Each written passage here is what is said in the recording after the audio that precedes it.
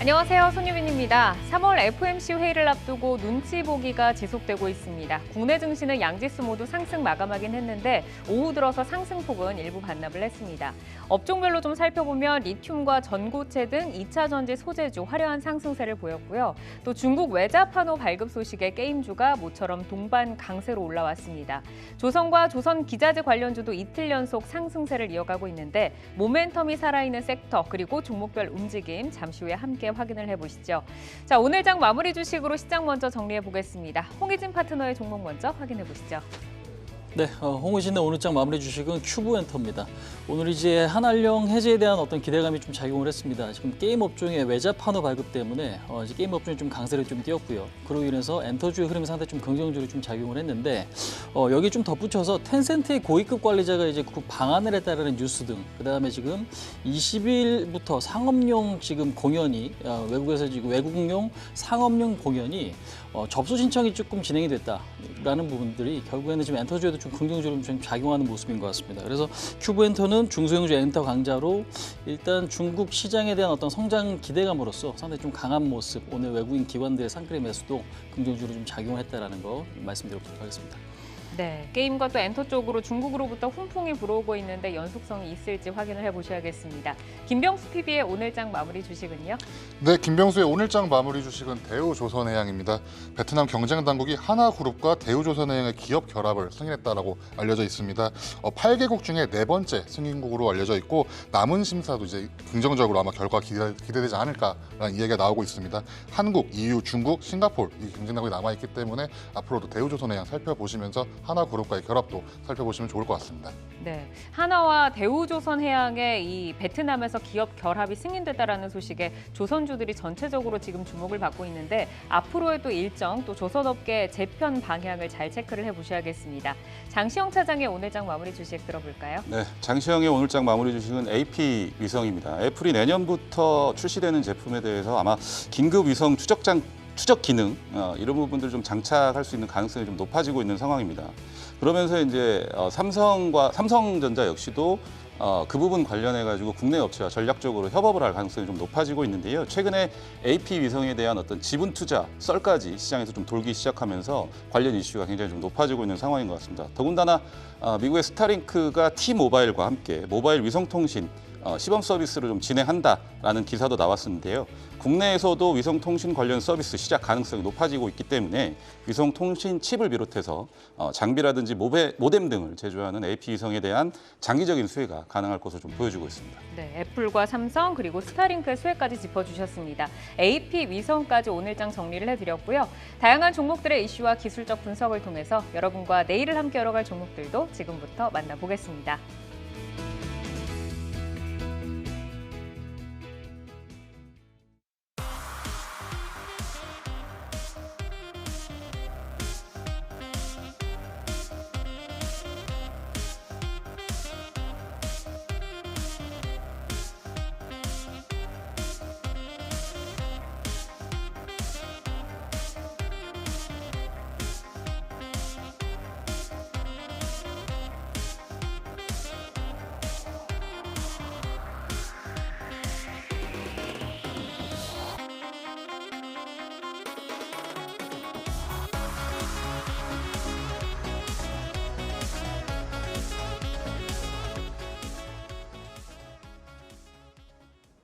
이슈를 통해 성장주와 주도주를 찾아보는 종목인 이슈.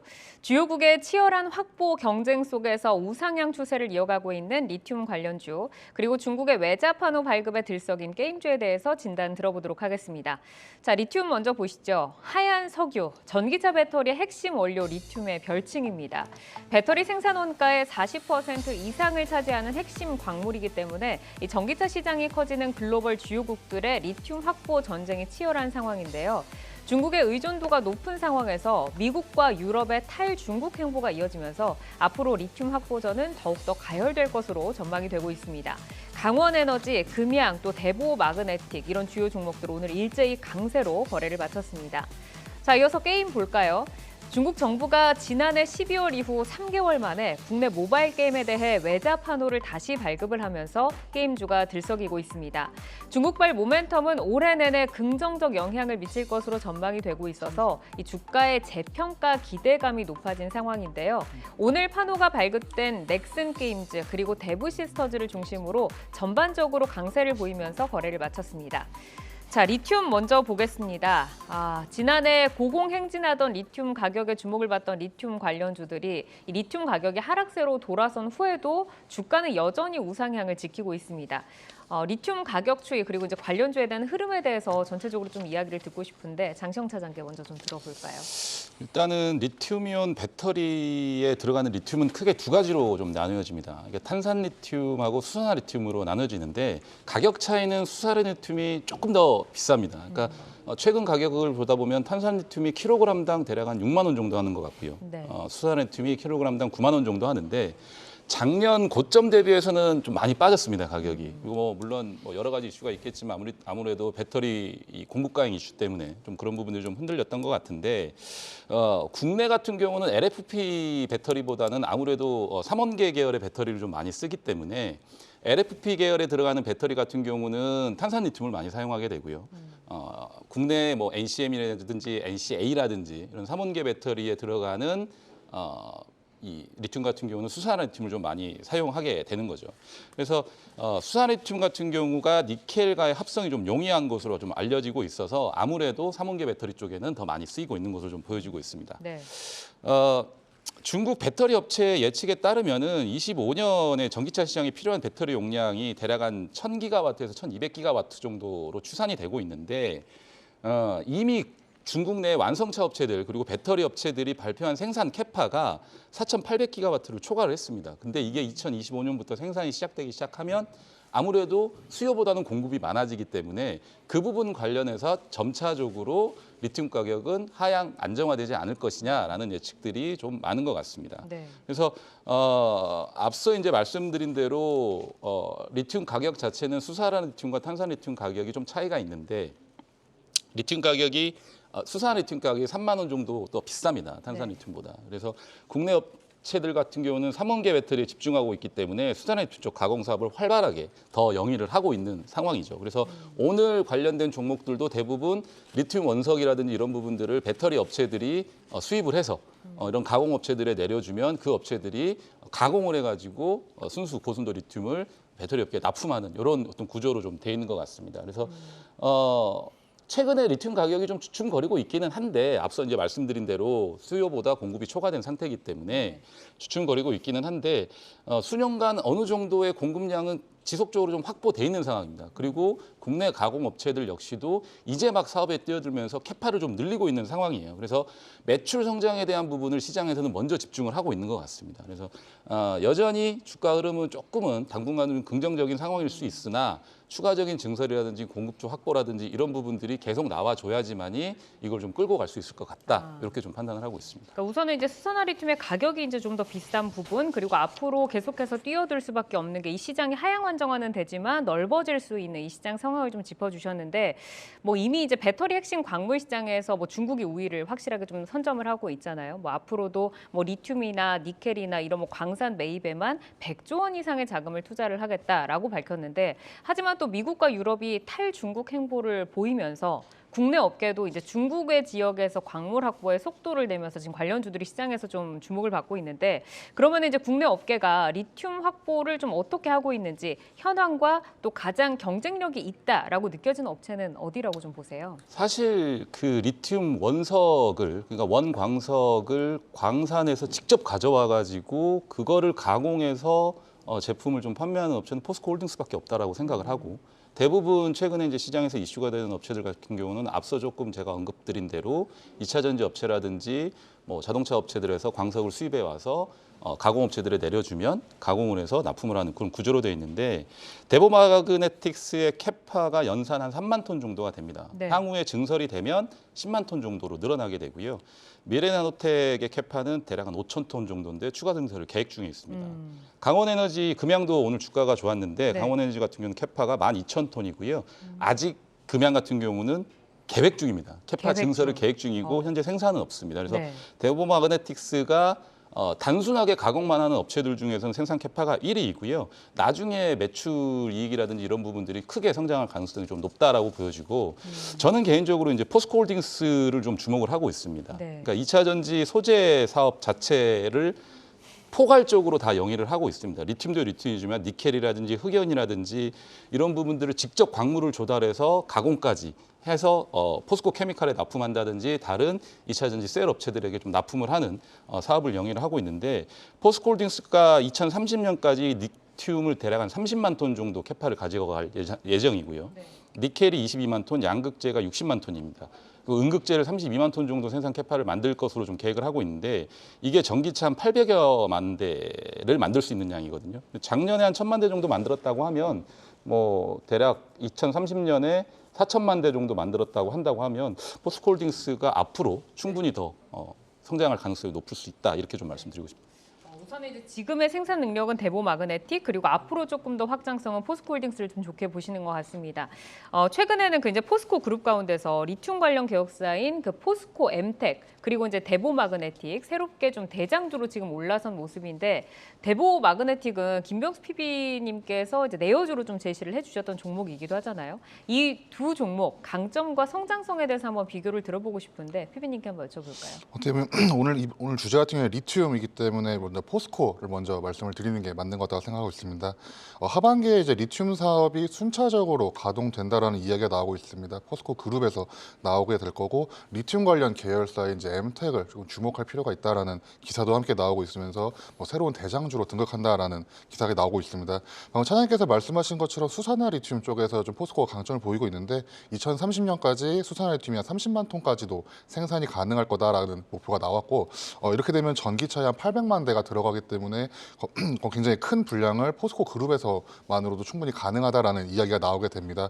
그렇기 때문에 포스코 그룹 내에서 리튬을 담당하는 엠텍이라든지 또는 포스코 홀딩스 자체를 리튬 쪽 관련주로 보시는 것도 좀 기회이지 않을까라고 이야기를 드려보고 싶고 네. 대보 마그네틱 같은 경우에도 리튬 관련주로 제가 지지난주쯤에 한번 설명을 드렸던 것 같은데 이거 주가가 좀 올랐던 이유는 경영권 이슈를 좀 무시 안 할 수가 없습니다. 이번에 경영권이 좀 다툼이 있으면서 주가 상승이 나오게 되었고 매각 규모는 대략 한 지분의 절반 정도인 한 3천억 원 가량이 나오게 되면서 7곳이 입찰을 넣었다, 예비 입찰이 넣었다라는 이야기가 나오게 되면서 인수 제한서까지 들어왔기 때문에 지분의 한 46% 가량 갖고 있고 3천억 원을 매각한다는 이야기가 나오고 하지만 대보 마그네틱 같은 경우에도 결국엔 리튬 쪽으로 흐를 수밖에 없는 종목입니다. 리튬 생산 능력이 연간 한 1만 톤 정도 되는데 지금 증설이 23년 2분기 곧 나올 겁니다. 증설이 완료가 된다면은 23년 2분기부터는 한 2.7만 톤, 거의 3만 톤 가량까지도 생산할 수가 있기 때문에 리튬 같은 경우에서도 충분히 관심 받을 만한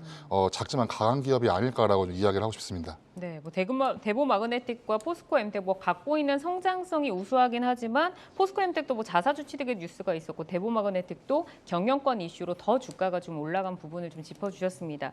최근에 좀 시장에서 보면 뭐 최근도 아니죠. 사실 굉장히 좀 어느 정도 좀 기간이 좀 이어왔는데 리튬이라는 말만 붙어도 급등을 하는 경우가 좀 있었어서 투자자들이 좀 주의를 해야 되는 그 필요성도 있지 않나라는 생각이 듭니다. 특히 이제 기대감에 오르는 만큼 다가오는 실적 시즌에 또 변동성을 유의를 해야 되지 않을까 싶은데 투자자들은 어떤 부분을 조금 경계를 해야 할지 그리고 이익이 가시화되는 측면에서 가장 좀 높은 점수를 줄 수 있다라는 관련주는 어떤 종목을 좀 볼 수 있을까요, 비비님? 네, 어떻게 보면 리튬 같은 경우에는 결국에는 광산을 얼마나 보유하고 이를 통해서 어떠한 밸류체인을 만들 수 있는가가 가장 중요하다라고 요약을 드려보고 싶습니다. LG라든지 SK그룹 그리고 포스코그룹 등 국내 대기업들이 리튬 광산 확보에 열을 올리고 있는 게 사실입니다. 네. 방금 말씀드린 포스코가 그중에서 가장 어떻게 보면 수직 계열화가 이루어지고 있는 그룹 중에 하나인데 포스코 홀딩스 같은 경우에는 2025년에 수산화 리튬을 연간 5만 톤까지도 생산을 확보할 거고 이 중 연말에는 국내 4만 톤가량의 공장도 완공이 된다는 이야기가 나오게 되면서 리튬 생산과 리튬 확보에서 조금 앞서 나가지 않나라고 말씀을 드려보고 싶습니다. 하지만 포스코 홀딩스는 결국에 철강업체이기 때문에 친환경 미래 소재 부문이 한 2.8%가량 매출이 나오고 있어서 기존의 철강 부문 53%나 친환경 인프라 건설 쪽에 있었던 43% 30%에 비해서는 아직 친환경 미래 소재, 즉 리튬이라든지 이런 광물 확보 쪽에서는 좀 매출이 미미한 모습을 보이고 있습니다. 근데 이렇게 된다면 결국에는 2025년 이후에야 매출이 좀 본격화될 것이다라는 전망이 함께 나오고 있는데 조금 주의해서 보시는 게 중국 쪽 이야기를 좀 많이 하시는 분들이 있습니다. 이번에 리튬 가격이 조금 빠지고 있는데 이게 CATL에 문제가 있는 게 아닐까. CATL이 리튬 가격에 대한 치킨 게임에 돌입한 것이 아니냐라는 이야기가 나오고 있고 특히 리튬 생산국들이 이제 오펙으로 치부되는 이런 유가처럼 오펙처럼 생산국 국유화까지도 이제 아마 나올 수가 있기 때문에 이런 외부 요인까지도 살펴보실 필요가 있지 않을까라고 리튬을 말씀드리면서 하지만 결국에는 광산을 갖고 있고 이 광산을 통해서 결국에는 주된 배터리를 만들 거기 때문에 이 전기차 또는 2차 전지 쪽 밸류체인을 보유한 포스코 그룹 그리고 포스코 홀딩스부터 시작되는 이쪽을 살펴보신다면 투자 기회가 충분히 오지 않을까라고 말씀을 드려보고 싶습니다. 네, 뭐 앞으로 이제 리튬 가격 추이나 뭐 이런 매크로적인 상황을 좀 보기는 봐야겠으나 그래도 밸류체인을 형성하고 있는 포스코 그룹을 좀 좋게 말씀을 해주셨습니다. 자, 이어서 게임주 볼까요? 중국이 이제 한국산 게임에 잇따라 문호를 지금 열면서 한알령 본격 해제에 대한 기대감이 큽니다. 게임주가 뭐 그동안 좀 오래 쉬었는데 중국발 모멘텀이 올해 게임주 좀 재평가 동력으로 작용을 할 수 있을지 장시영 차장께서는 그 힘에 대해서 좀 얼마나 보실까요? 일단 뭐 게임 업종 최근에 주가 같은 경우는 크게 이제 두 가지 모멘텀으로 좀 나뉘어지거든요. 판호 발급 시기하고요. 그리고 게임 출시 시기 이 두 번의 어떤 긍정적인 이벤트를 가지고 주가가 좀 움직이는 경우가 많았습니다. 네. 한국 게임들의 판호 발급이 좀 재개되고 있기 때문에 이 부분 같은 경우 첫 번째 이슈 같은 경우는 매월 사실 이벤트로 작용할 수가 있겠고요. 하반기부터는 이미 이 판호가 발급된 게임 업체들이 실제 출시로 이어질 수 있다는 점에서 중국발 모멘텀이 다시 시작된다. 이런 부분들은 2023년 내내 게임 업종 주가에 긍정적인 모멘텀으로 좀 작용할 수 있을 것이다. 이렇게 좀 생각을 하고 있고요. 국내 게임 시장이 성장률이 좀 둔화가 되고 있습니다. 그런 가운데 중국발 이런 모멘텀은 충분히 긍정적인 이 글로벌 시장에 대한 어떤 중요한 하나의 어떤 우리가 풀지 못한 과제였었는데 이게 좀 풀어지면서 굉장히 조금 다시 한번 뭐 실적의 어떤 성장 가시성이라든지 또 한 번의 게임주의 어떤 불어닥친 모멘텀이라든지 이런 부분들이 좀 크게 작용하고 있는 것 같아요. 그래서 네.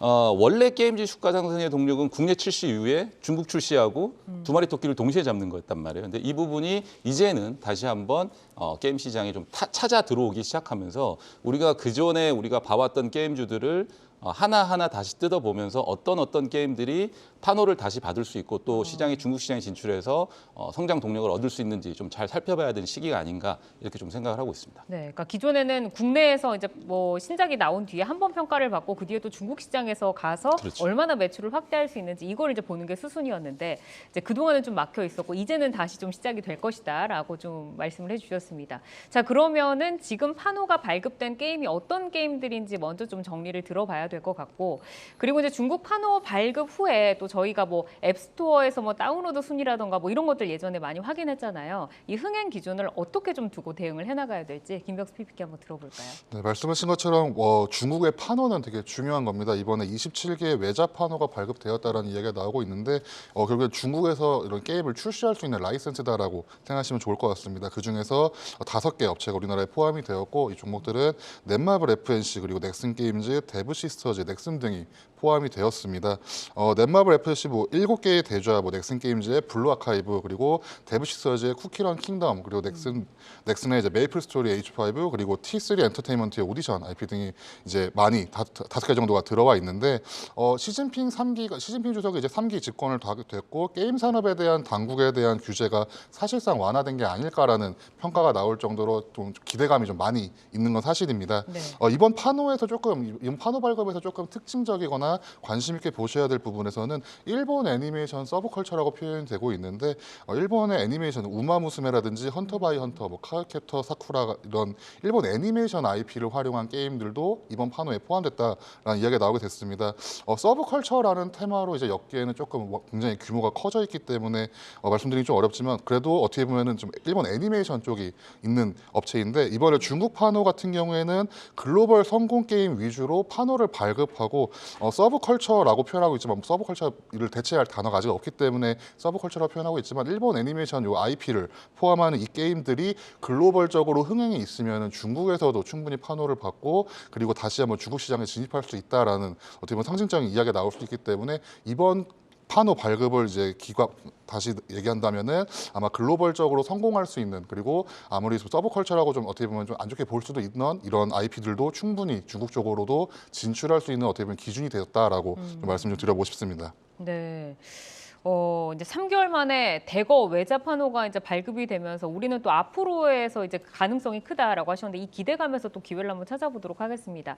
앞으로 외자 판호 신청 그리고 이제 좀 발급을 기대해 볼 수 있는 게임에는 어떤 것들이 있다고 보시는지 장시영 차장께 들어볼까요? 첫 번째로 사실 저는 위메이드를 좀 굉장히 기대를 하고 있습니다. 위메이드 같은 경우는 미르 IP 기반의 모바일 게임, 이거에 대한 이제 퍼블리셔 선정 마무리 단계에 있는 것 같고요. 퍼블리셔 선정이 확정되는 대로 판호 신청 절차를 밟을 계획에 있는 것으로 좀 확인이 되고 있습니다. 근데 다만 이제 위메이드 같은 경우는 최근에 위믹스 관련된 어떤 이런 이슈들, 불확실성이 좀 남아 있기 때문에 판호 이후에 본업의 어떤 게임 시장에서 앞서 말씀드린 위믹스 관련 우려를 어떻게 떨쳐내고 매출 성장을 이뤄낼 수 있는지는 좀 지켜보셔야 될 것 같고요. 추가로 판호 신청 발급을 좀 기대해 볼 만한 게임사로는 네오이즈가 있고요. 그다음에 컴투스, 그리고 크래프톤, 조이시티, 펄어비스 같은 회사들도 추가로 판호를 좀 기대를 해보실 수가 있을 것 같습니다. 그리고 NC소프트 역시도 추가로 중국 시장에서 좀 판호를 받을 수 있는 기대를 좀 해보고 있는 상황입니다. 뭐 이렇게 다 추가적으로 판호를 받는다고 하면 정말 우리나라의 그 게임 업계에는 훈풍이 좀 강하게 좀 불어올 것 같은데 또 판호 발급과 함께 말씀을 주셨던 주가에도 이벤트로 작용을 하는 게 이제 바로 신작 출시잖아요. 최근에 컴투스가 서머너즈와 크로니클이 출시를 하고 글로벌 출시 일주일 만에 매출 100억 원을 돌파를 하면서 시장에서 좀 이목을 끌었는데 상반기 신작에 있어서 저희가 조금 주목할 수 있는 일정이 있을까요? 어떻게 보면 지금 뭐 GDC도 있고 한번 살펴볼 일정들도 충분히 말씀을 드릴 수 있을 것 같습니다.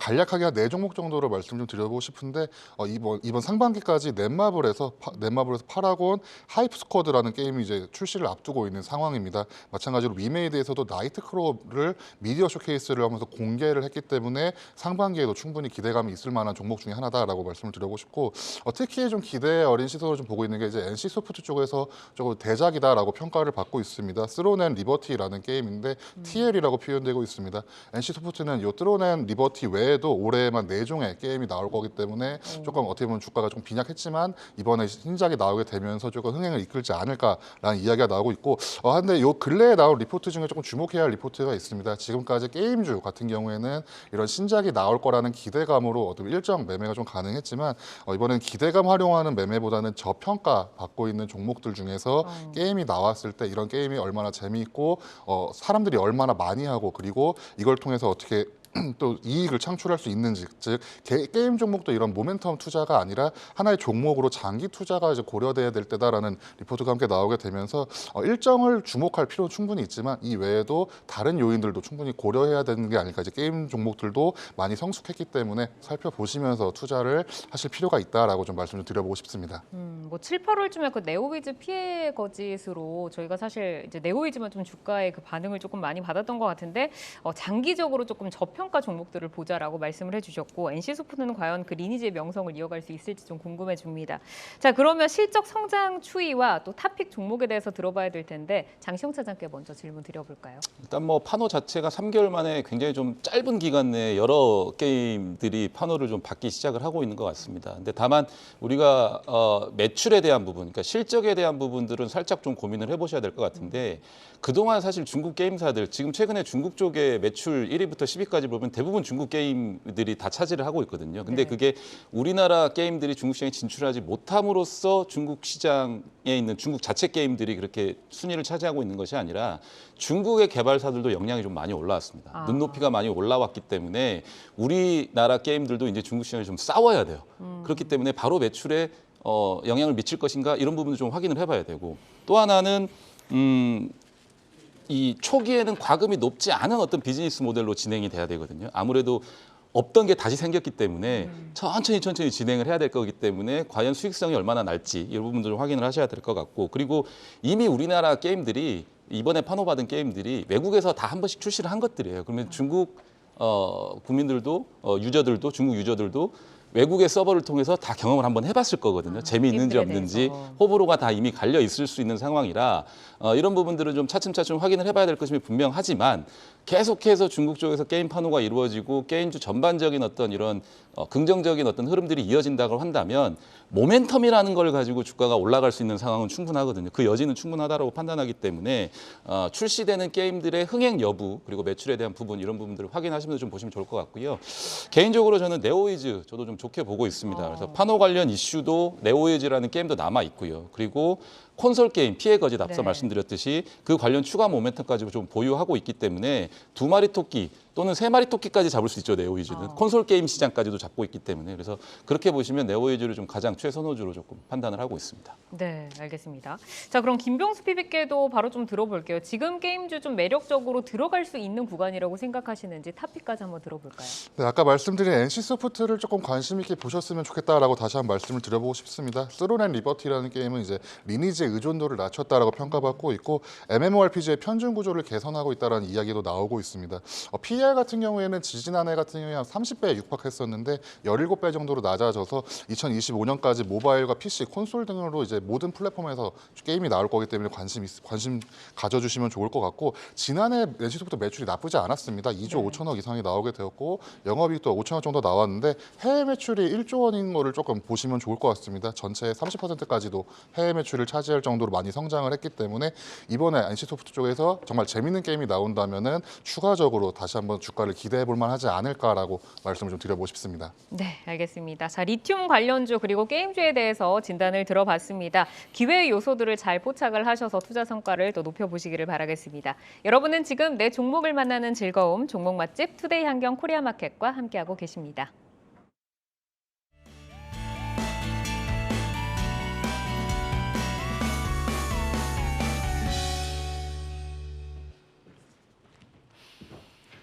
장 마감 후 4시부터 6시까지 진행되는 시간의 투자 리그, 시간의 거래 동향 만나보는 이 시각 시간의 단일가 박수진입니다.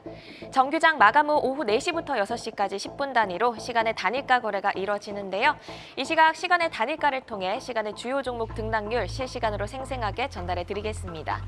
그럼 이 시각 시간의 단일가, 코스피 상승률 상위부터 함께 살펴보겠습니다. 네, 가장 먼저 KC코트렐이 10% 상승한 상한가로 거래가 되고 있습니다. 태양광 관련주로 오늘 8% 강세를 보인 종목인데요. 외국인 매수도 눈에 띄는 종목입니다. 현재 10% 상승한 2,475원에 거래가 되고 있고 KG 그린홀딩스 역시 9.9% 3,800원에 거래가 되고 있습니다. IHQ 영상 콘텐츠 관련주죠. 오늘 4% 하락이 나왔었는데 현재 시간에서는 4.5% 상승하면서 거래가 이어지고 있습니다. 이어서 코스닥 상승률 상위 보겠습니다. 웨이브 일렉트로가 9.9%로 상한가로 지금 거래가 되고 있고요. 글로본 역시 9.7% 강세를 보이고 있습니다. 인화전공 현재 9.6% 상승하고 있는데요. 조선 기자재 관련주입니다. 오늘 조선 주요 업종 그리고 기자재 테마가 좋은 흐름을 보였었는데 이 에너지 시간 외에서도 이어가면서 현재 인화전공이 9.6% 상승하고 있습니다. 또 현대 이지웰 볼까요? 2021년 현대백화점 그룹에 편입된 종목입니다. 오늘 강보합으로 마감을 했는데 현재 시간에서는 9.6% 강세를 보이고 있습니다. 계속해서 시간의 단일가 코스피 하락률 상위 보겠습니다. 다스코가 3.3%로 가장 큰 하락률을 보이고 있습니다. 건자재 관련주인데요. 오늘 약보합으로 마감을 했고 현재도 시간에서 3.3% 밀리면서 거래가 되고 있고요. SJM 자동차 내부용품을 만드는 업체입니다. 2% 오늘 정규장에서 하락을 했는데 역시 1.9% 밀리고 있고 해운 사업 부분에 인적 분할 추진에 급등한 오늘 STX 1.8% 밀리면서 거래가 이어지고 있습니다. 마지막으로 코스닥 하락률 상위 보겠습니다. 클리노믹스가 4.4%로 가장 큰 하락률을 보이고 있습니다. 어제 지난해 4분기 적자 전환한 실적을 공시하면서 오늘 약보합에 마감을 했는데요. 현재 코스닥에서 가장 큰 하락률을 보이면서 거래가 되고 있습니다. 파라텍이 2.9% 그 다음 하락률 상위에 올라와 있고요. 꿈비 유아가구 전문 업체죠. 오늘 1% 강세를 보였었는데 현재 시간에서는 2.6% 밀리고 있습니다. 비스토스 역시 저출산 정책 관련주입니다. 산모용 의료기기를 판매하는 업체인데요. 비스토스 역시 1.7% 밀리면서 지금 시간에서 거래가 이어지고 있습니다. 이렇게 이 시각 시간의 단일가 살펴봤는데요. 시간의 단일가 매매는 오후 6시까지 10분 단위로 매매가 체결되니까 모멘텀과 거래량 등 꼼꼼히 살펴보시고 시간에서도 성투 전략 세워가시길 바랍니다. 시간의 단일가 거래 동향은 잠시 후 시간의 단일가 특징주를 통해서도 확인하실 수 있습니다.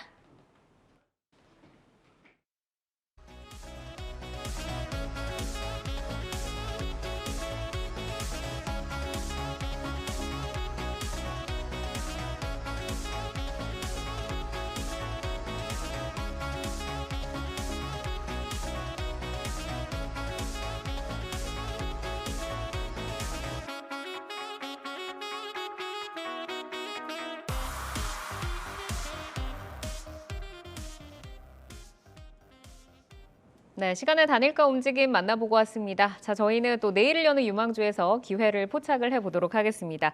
전문가 세 분이 가지고 오신 내일을 여는 유망주 화면으로 함께 확인을 해보시죠. 자, 홍희진 파트너 조일알미늄, 그리고 김병수 PB OCI, 또 장시영 차장 하나마이크론 가지고 오셨습니다. 홍희진 파트너의 종목 조일알미늄부터 볼까요? 양극박 관련해서 알미늄 원재료 성장성이 지금 주목을 받고 있는 업체인데 생산 능력, 이익 모멘텀 한번 들어볼까요? 자, 일단 조일알미늄 같은 경우는 우리가 이제 최근에 시장에서 좀 잘 움직이는 업종 중에 하나가 2차 전지 양극박 업체 삼알미늄이죠. 그러니까 DI 동에도 물론 이제 잘 움직이는 이제 그런 모습이긴 하지만, 그래서 일단은 양극재 업체가 먼저 올랐고, 그다음에 최근에 리튬 관련주가 상당히 조금 호황을 좀 띠는 이제 그런 모습들. 그다음에 지금 양극박 업체들의 흐름도 상당히 좀 좋습니다. 근데 이제 동사 같은 경우는 우리가 이제 양극박이라고 하면 양극재를 감싸는 이제 그런 제품이고요. 호일 생각하시면 될 것 같습니다. 그런 제품이고, 요게 지금 양극재 수요가 증가되면 같이 수요가 증가될 수 있는 그런 제품이거든요. 근데 이제 우리나라에서는 DI 동일, 그러니까 동일 알미늄 또는 사마 알미늄이나 동원 시스템주 이쪽으로 조금 기업들이 조금 납품을 하는 이제 그런 어떤 상태를 좀 보여주고 있는데, 중요한 건 그 원재료를 만드는 업체가 조일알미늄입니다. 근데 이제 동사 같은 경우는 매출처가 동원 시스템즈라든지 롯데알미늄 쪽, 그러니까 롯데알미늄 같은 경우는 이제 비상장이죠. 그래서 일단은 지금 사마 쪽이나 이쪽에 대한 어떤 매출 비중은 높지는 않은 이제 그런 상태이기 때문에 현재로서는 뭔가 탄력이 그 전에 먼저 이제 붙지 못한 그런 어떤 아쉬움들은 조금 있긴 하지만, 중요한 건 이제 이 양극박에 대한 수요가 증가가 되고 있다는 게 상당히 좀 특징적인 것 같습니다. 근데 이제 동사 같은 경우는 2021년도에 영업이익이 상당히 조금 급증을 했고요. 2020년도에 마이너스, 그러니까 영업 40억 적자에서 지금 2021년도에는 한 180억 정도로 흑자를 좀 턴어라운드 데 좀 성공을 했고, 이때 늘어난 매출액이 한 1,300억이 늘어났습니다. 그다음에 이제 작년 같은 경우는 매출액은 한 1,000억 정도 늘었는데 오히려 마진이 조금 좋지 않아져서 영업이익이 2021년도보다는 좀 감소되는 그런 추세가 좀 있거든요. 그래서 지금 양극박의 성장과 같이 동사의 어떤 매출의 성장이 좀 같이 일어나고 있다는 건데, 중요한 건 근데 마진율이 축소되고 있다는 건 물론 악재긴 하지만 매출액이 여기서 늘어나고 있는 구조에서 마진만 조금 개선될 수 있다라면 주가 상승 탄력은 저는 오히려 좀 더 강해질 수 있다. 그래서 특히나 롯데그룹이 롯데알미늄 쪽으로 좀 집중을 하고 있죠. 그러니까 최근에 일진머티리얼즈도 좀 인수를 했고, 그러니까 이런 측면을 보면 결국에는 롯데가 하나의 어떤 큰 틀, 그러니까 롯데케미칼, 일진머티, 그다음에 롯데알미늄 이런 쪽으로 지금 특화되어 있는 굉장히 경쟁력이 있는 기업이기 때문에 지금 이 양극박 쪽에서도 롯데알미늄의 어떤 성장과 조일알미늄의 성장은 좀 같이 전개될 수 있다. 이제 이 부분들이 저는 굉장히 조금 중요하다고 좀 말씀드릴 수 있을 것 같아요. 그다음에 지금 특히나 작년 4분기, 3분기가 적자였는데 요게 조금 우리가 이제 비용 처리가 그러니까 어떤 부분에서 좀 적자가 나가는지 좀 더 확인이 좀 필요해 보이긴 하지만, 현재로서는 턴어라운드가 진행이 됐을 때는 오히려 요게 이제 주가 상승 모멘텀으로 좀 작용될 수도 있기 때문에 현재로서는 오히려 지금 최근에 시장에서 알루미늄 관련주, 특히나 양극박이나 그 밑에 단에 있는 종목들까지 관심을 좀 같이 갖고 있는 이런 타이밍이 저는 조일알미늄에 대한 어떤 관심의 포인트다. 그 부분들로 말씀드릴 수 있을 것 같습니다. 네. 일단 차트 보시면서 간단하게 좀 말씀드려보도록 하겠습니다. 일단은 전반적으로 보면은 제가 요즘 시장에서 가장 좀 주목을 하고 있는 패턴 자체는 박스권이 상당히 좀 중요한 것 같아요. 오히려 이제 박스권을 그려주고 있다는 건 새로운 어떤 패턴보다는 기존 패턴을 이어오고 있다는 건데, 동사 같은 경우는 꾸준하게 지금 박스권을 좀 만들어가고 있다는 거죠. 특히나 지금 2021년도 고점을 찍고 나서 9월 달에 고점을 찍고 나서 작년 1년 동안 계속적으로 좀 횡보를 좀 보였고 6월 달에 순간 좀 이탈을 하긴 했지만 시장이 좀 좋지 않았던 걸 좀 감안을 하면 그냥 박스권의 패턴이다라고 좀 보시는 게 좀 타당해 보입니다. 근데 이제 어제라든지 아니면 지난주라든지 오늘이라든지 최근에 거래량이 점진적으로 조금씩 늘어나면서 주가 상승탄력이 조금 강화되고 있다는 건 이 박스권의 매물 자체는 크긴 하지만 돌파 의지에 대한 부분들도 충분히 있기 때문에 저는 지금 조이라임에 대한 관심도 좀 필요해 보인다. 그러니까 오늘 같은 경우도 사실 외국인과 기관들의 매수가 상당히 조금 많이 들어왔어요. 100만 주 넘게 좀 들어왔고 네. 그다음에 지금 사마이민용 같은 경우도 조금 많이 오른 시점에서 오히려 순환매가 2차전지 쪽에서 나타날 수 있다라고 하면 그중에 양극박이고 그 양극박의 원재료로 납품하는 조이라임이 지금 사실상 좀 기대감이 높은 위치가 아닌가 이렇게 말씀드릴 수 있을 것 같습니다. 저는 최근에 조금 강하게 올라오지 않았나라고 생각을 했는데 주가를 이제 좀 길게 보자고 하면은 지금 박스권을 형성을 하고 있고 이제 3,000원을 목표가로 해가지고 좀 제시를 좀 해주셨습니다. 자, 그럼 이제 김명수 PB의 종목으로 넘어가 보도록 하죠. OCI를 가지고 오셨는데 OCI 하면 뭐 당연히 태양광 종목이고 이제 폴리실리콘 쪽 가격에 따라서 움직이다 보니까 좀 한화하고는 조금 다르게 움직이는 모양새를 가지고 있는데 지금 주목할 수 있는 성장 모멘텀부터 먼저 들어볼까요? 네, 방금 선생님께서 말씀하신 것처럼 OCI가 태양광 쪽 그리고 폴리실리콘과 연관되어 있다라는 이야기 때문에 내일 주주총회가 열립니다. 이번에 OCI 같은 경우는 인적 분할이 열리게 되는데 OCI 홀딩스는 태양광 사업을 중심으로 할 거고 신설 OCI 같은 경우에는 반도체나 카본 등 이제 화학 사업을 영위할 거다라는 이야기가 나왔고 이 비율은 대략 7대3 정도로 나와서 아마 내일 주총을 통해서 아마 변경이 될 것 같긴 한데 아마 어떻게 될지는 아직 결과를 알기는 좀 어려울 것 같습니다. 하지만 내일 주주총회 안건이 이 신설 인적 분할 이야기이기 때문에 살펴보시면 좋을 것 같고 이 이야기가 왜 나오냐면은 매출의 22%에 불과한 태양광용 폴리실리콘이 OCI의 타 사업 부문을 조금 기업 가치에 재평가하는데 조금 문제가 있지 않나라는 계속 이야기가 나왔습니다. 왜냐하면 OCI 같은 경우에는 태양광 외에도 이런 반도체 카본 쪽 화학 쪽에 충분히 매출이 나오고 있는 와중에서도 태양광 폴리실리콘에 조금 많이 어떻게 보면은 기업 가치가 좀 재평가가 필요하지 않았나라는 이야기가 함께 나왔습니다. 네. 지난해 같은 경우에도 매출이 한 4조 6천억 정도가 나오게 되었고 영업이익도 거의 1조에 가까운 9천억 원 이상이 나오게 됐고 PER도 2.5배에 불과해서 타 중국 태양광 회사에 대비해서는 저평가다라는 이야기도 충분히 나오고 있기 때문에 좀 살펴보시면 좋을 것 같고 OCI 같은 경우에 이제 폴리실리콘 생산 능력이 연 3.9만 톤 대략 한 4만 톤 가량이 나오고 있고 5년간 4.2만 톤이 4만 톤을 추가적으로 그러니까 지금만큼 2배 이상을 추가 생산 설비를 추가할 것이다라는 이야기가 나오고 있습니다. 결국에는 OCI가 반도체용 폴리실리콘까지도 사업의 영역으로 넣을 것이다라는 이야기가 나오고 있고 22년 4분기에 매출액이 1조 3천억 원이 나오게 됐습니다. 1조 원 이상의 매출이 나왔고 영업이익도 3천억 원 이상이 나오게 됐는데 이게 2012년 이후에 사상 최대 실적입니다. 연간과 분기 쪽에서도 사상 최대 실적이 나옴에도 불구하고 주가가 조금 많이 빠진 모양을 보였고 네. 충분히 OCI 상표 보시면 좋을 것 같고 3월 초부터 기관 쪽 매수도 충분히 들어왔다. 그리고 좀 살펴보시면 좋을 것 같다라고 말씀드리는 것도 주가가 1월에 7만 원 이상까지 빠졌다가 다시 한번 9만 원 이상대까지 모습을 보였다라고 말씀을 드려보고 싶습니다. 네, 뭐 지금 외국인이랑 기관이 양매수가 같이 들어오고 있는 데다가 내일 인적 분할에 대한 기대감이 4% 정도 강세를 보이면서 거래를 마쳤습니다. 자, 그럼 어디까지 주가를 좀 열어도 볼 수 있을까요? 네, 매수세는 오늘 시가에는 한 9만 5천 원 정도의 매수 들어간다면 좀 여유 있지 않을까라고 생각을 하고 있었습니다. 당연히 10만 원을 넘어가면서 종가가 형성돼서 조금 주가가 좀 높지 않나라는 생각이 들고 있고 매수가 같은 경우는 한 9만 5천 원 정도를 말씀을 드려보고 싶습니다. 이 정도에 만약에 들어갈 수 있다면은 좀 부담 없이 매수를 아마 할 수 있지 않았나라고 말씀을 드려보고 싶고 1차적으로 한 13만 원 선 정도를 보고 싶습니다. 제가 말씀드리는 거는 주주총회 관련되지 않았을 경우에 말씀을 드리는 거고 만약 주총회에서 인적 분할이 된다면은 다시 한번 살펴보시는 게 좋을 것 같고 아래쪽으로는 볼린저 밴드 하단인 9만 원 선에서 다시 한번 추가적으로 매수 또는 손절을 고민하시는 게 필요가 있지 않을까라고 말씀을 드려보고 싶습니다. 네, 알겠습니다.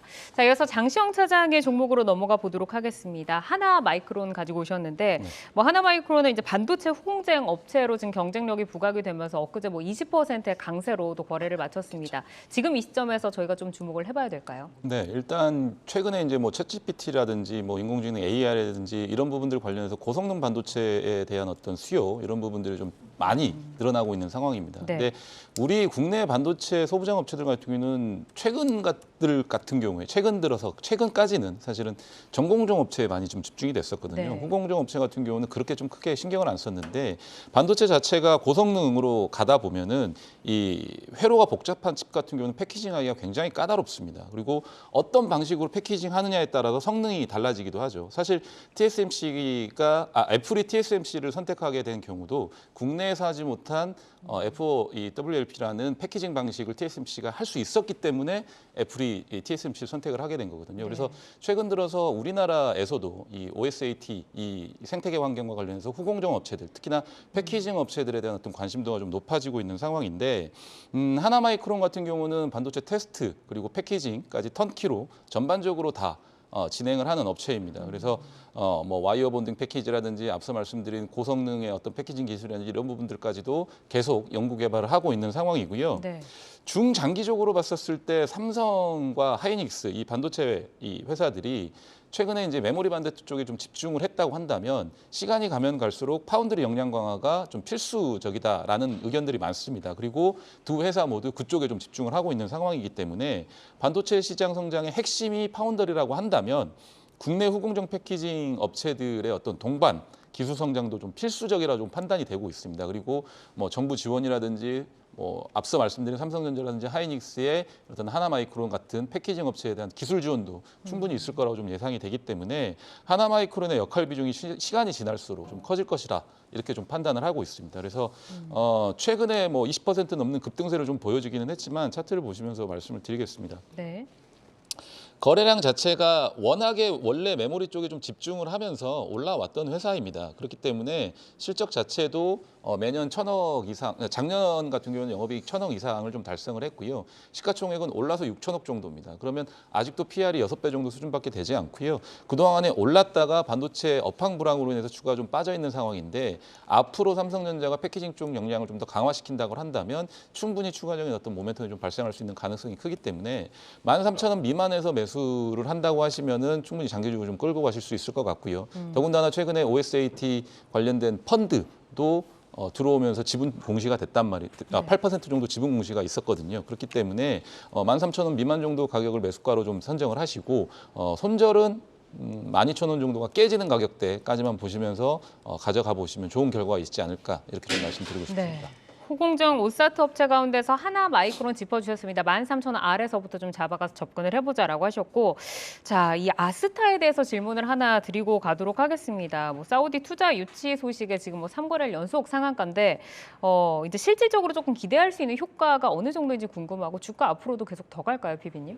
뭐 아스타 같은 경우에는 뭐 좀 흔한 종목은 아니었던 것 같습니다. 하지만 사우디 쪽 투자처에서 아스타에 거의 5만 달러 육박하는 금액을 뭐 투자할 수 있다. 이거 6천억에 비롯하는 금액인데 이 이야기가 나오게 되면서 3번 정도 상한가를 기록하게 되면서 대략 8,950원까지도 기록하게 됐습니다. 아직 확정된 건 없습니다. 하지만 이야기가 나옴으로써도 이런 업체에서 충분히 관심을 받을 수가 있기 때문에 짧게 만약에 들어가셔서 짧게 치고 나오시려고 하신다면 투자가 충분히 가능했지만 아직 다 썰밖에 없는 거기 때문에 조금 주의 깊게 살펴보실 필요가 있지 않을까라고 말씀드려보고 싶습니다. 네, 기대감만을 가지고 지금 3거래일 연속 상한가를 친 이 상황에서 장기적으로보다는 단기적인 트레이딩 정도로 말씀을 해주셨습니다. 자, 오늘 내일을 여는 유망주 홍희진 파트너의 조일 알미늄, 김병수 PB의 OCI 그리고 장시영 차장의 하나마이크론까지 살펴봤습니다. 오늘도 내용 참고를 하셔서 내일의 포트 전략 잘 세워보시기를 바라겠습니다. 함께해 주신 김병수 DB금융투자 잠실지점 PB, 장시영 유한타증권 압구정지점 차장 여기서 인사드리겠습니다. 좋은 말씀 고맙습니다.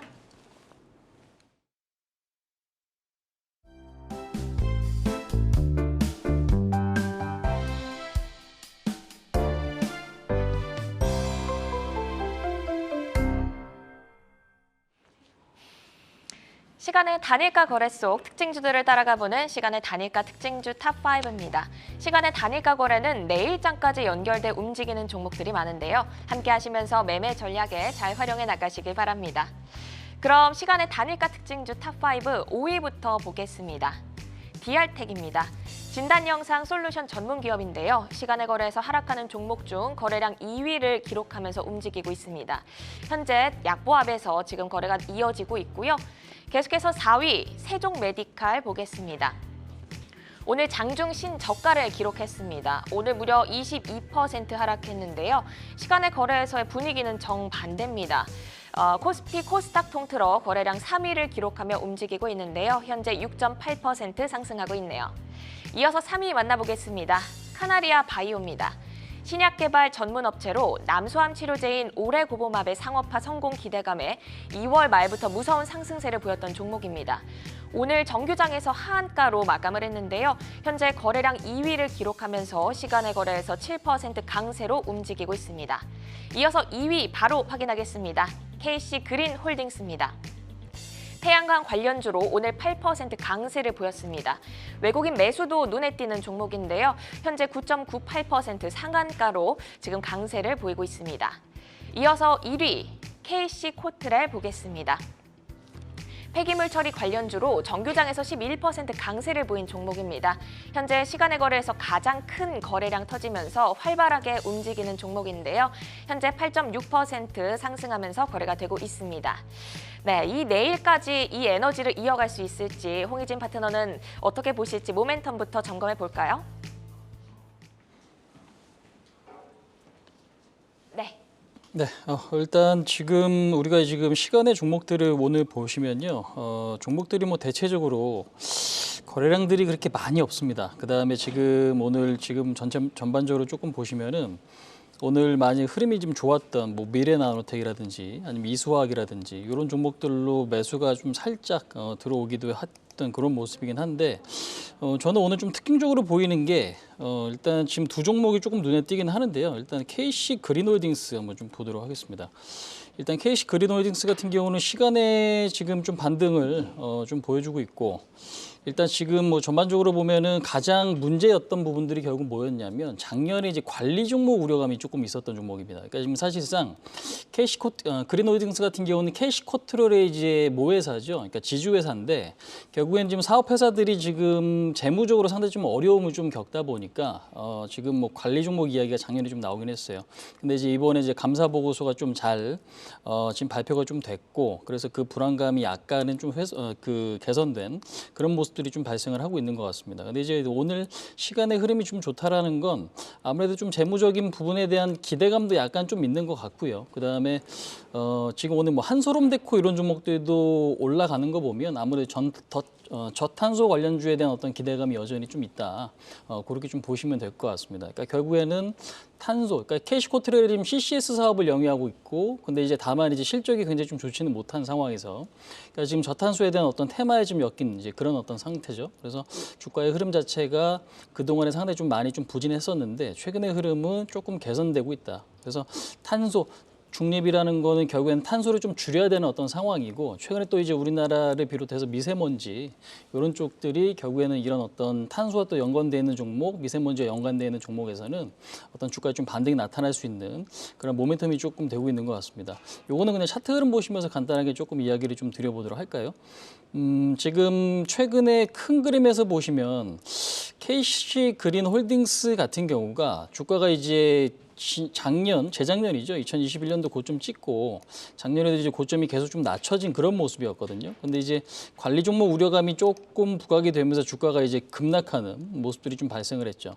시장까지 같이 좀 부진한 모습이긴 했는데 최근에는 그래도 조금 박스권을 만들어주고 있다라는 거는 그나마 기술적으로는 나은 모습인 것 같습니다. 그 다음에 이제 관리 종목에 대한 우려감이 있었던 기업이었기 때문에 그러니까 감사 보고서나 이런 것들이 사실 조금 걱정이었거든요. 근데 이제 뭐 다행히도 적정으로 좀 잘 나왔고 그래서 일단 오늘 뭐 장중의 흐름도 좋았는데 일단 뭐 시간의 흐름까지 좀 양호한 모습들이 좀 발생되고 있는 이제 그런 모습이죠. 그래서 일단은 기대감 요인들은 아직까지 조금 크다. 다만 헤쳐나가야 될 매물이라든지 상황들이 조금 많이 있다. 그래서 일단은 오늘 시간의 끝까지 유지되는지 한번 좀 체크는 좀 필요해 보이고 결국 시장에서는 일단 2차 전지에 대한 강세도 꾸준하게 좀 유입되는 그런 모습이긴 하지만 일단 탄소 중립에 대한 어떤 신재생 관련주들 이런 부분에 대한 관심도 사실상 좀 중요한 게 아닌가 그렇게 좀 이야기를 드릴 수 있을 것 같습니다. 네, KC그린홀딩스에 대해서는 재무 구조도 좀 개선이 됐고 탄소 중립이라는 시대 흐름에 맞춰 모멘텀을 가진 종목이다라는 평가까지 주셨습니다. 네, 그럼 이어서 시간의 단일가 특징주 탑5 5위 DR텍도 살펴보겠습니다. 진단 영상 솔루션 전문 기업인데요. 3월 초에 삼성과 함께 무선 충전 디렉터 공동 개발 소식에 부각되기도 했습니다. 3월 초에 고점을 기록한 후 조정 흐름을 보이고 있는데요. 지금 가격대에서 바닥 형성을 기대해봐도 좋을까요? 일단은 좀 단기적으로 많이 올라왔는데요. DR텍은 이제 삼성과 이제 협업, 특히나 지금 무선 충전 디텍터를 지금 개발하고 있다라는 뉴스 때문에 주가가 이제 최근에 이제 급반등이 좀 나왔습니다. 그러니까 사실상 디텍터라고 하면 우리가 이제 엑스레이 뭐 필름과 같다라고 이해하시면 될 것 같은데요. 동사 같은 경우는 삼성과 협업합니다. 그러니까 최근에 뭐 삼성이 손만 대면 이제 주가들이 이제 급등하는 양상들이 좀 많이 나오고 있거든요. 그래서 이제 동사도 그 중에 하나다라고 좀 보시면 될 것 같고, 레인보우 로보틱스는 뭔가 이제 뭐 지분 관계에 있어서는 아니고 일단 일에 대해서 좀 협업 관계. 그 최근에 이제 부각이 된 게 무선 충전 디텍터를 개발 중이다. 이게 지금 호재로 좀 작용을 했어요. 그러니까 사실상 로봇에 쓰이는 것들이 결국 뭐 배터리도 있까 2차 전지도 쓰이는 어떤 상황들이 앞으로 좀 펼칠 수 있기 때문에 그 부분에 대한 어떤 기대감도 사실 있는 것 같습니다. 그래서 단기적으로 주가가 좀 많이 올라와 있긴 하지만 사실상 오늘 뭐 그렇게 강한 모습은 아니거든요. 사실상 시간에서 뭐 이렇게 엄청나게 급등한다거나 이제 그런 모습은 좀 아닌데, 그래도 의미 있는 모습은 장중의 흐름에 조금 있지 않았나, 이제 그 생각이 조금 듭니다. 그래서 일단 기대감이 여전히 좀 유효한 모습이고요. 외국인들의 지분도 사실 좀 증가가 되고 있고, 오히려 이제 기관들은 매도해주는 이제 그런 모습인데, 이것도 역시 차트를 보시면서 간단하게 좀 말씀드려보도록 하겠습니다. 그러니까 그동안에 지금 큰 그림을 보시면 주가가 이제 박스권이 굉장히 조금 길었단 말이에요. 그러니까 지금 박스권이 길면 돌파가 됐을 때는 레벨업이고 급등할 수 있는 어떤 상황들이 좀 만들어질 수 있다는 거죠. 이번에 트리거가 된 모멘텀이 말씀드린 대로 무선 충전 디텍터다라고 좀 보시면 될 것 같은데, 그게 이제 삼성전자 협업이 있다라는 거죠. 그래서 주가가 이제 급반등을 했고 급등 이후에 조정이 좀 나오긴 했는데 21선이 크게 훼손되는 그런 모습은 아닌 것 같습니다. 그래서 워낙 좀 빨리 올라왔기 때문에 조정이 나오지만 21선에 대한 어떤 지지력은 좀 긍정적인 것 같습니다. 오히려 이제 그래서 좀 1,900원 선에 대한 지지 가능성만 지금 조금 놓고 보신다고 하면 시간에는 강하지는 않았지만 여전히 좀 기대감이 조금 살아있는 이제 그런 부분이고, 전반적으로 좀 무난하다 이렇게 좀 이야기 드릴 수 있을 것 같습니다. 네, 이렇게 오늘 시간의 단일가 특징주로는 KC그린홀딩스 그리고 DR텍까지 살펴봤습니다. 시간의 단일가 매매는 오후 6시까지 거래가 지속되니까요. 모멘텀과 거래량 또 거래 대금까지 쫓아가면서 에너지 살아있는 종목 잘 따라가 보시기 바랍니다. 네, 오늘 함께해 주신 홍희진 와운의 파트너는 여기서 인사드리겠습니다. 고맙습니다. 네 종목을 만나는 즐거움, 종목 맛집 투데이 안경 코리아마켓은 방송 후에도 유튜브에 내여주 검색하시면 다시 보실 수 있는데요. 내여주는 카카오톡 채널을 이용한 상담은 진행하지 않습니다. 최근 카카오톡에서 내일을 여는 유망주 공식 채널을 사칭하고 출연하는 전문가들의 사진을 도용하는 일이 발생하고 있는데요. 시청자 여러분들의 각별한 주의를 부탁드립니다. 네, 저희는 항상 알차고 풍성한 종목 정보로 투자자 여러분들과 함께하겠습니다. 오늘도 함께해 주신 여러분 고맙습니다.